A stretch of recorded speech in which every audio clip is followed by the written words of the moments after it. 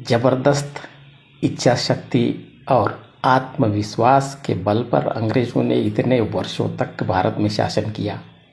सन 1600 में east India company की स्थापना हुई। 1757 में प्लासी का युद्ध शुरू हुआ और तभी से उनका शासन भारत में चलने लगा। 1858 में ब्रिटिश सरकार ने ईस्ट इंडिया कंपनी से अधिकार लिए और सीधा शासन करना शुरू किया। 150 साल तक के व्यापार किया।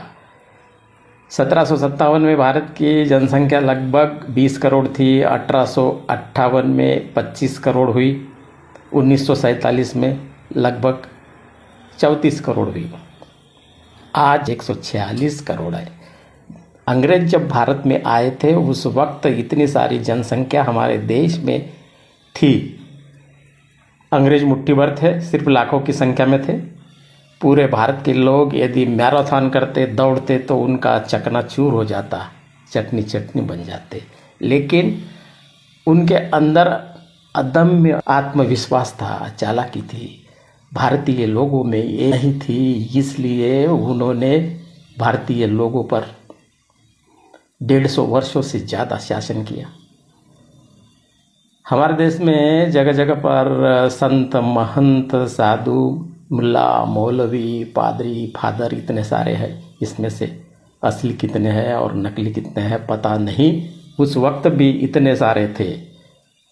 इन्होंने यदि चमत्कार किया होता, कोई शक्ति दिखाई होती तो अंग्रेज देश छोड़ के भाग गए होते।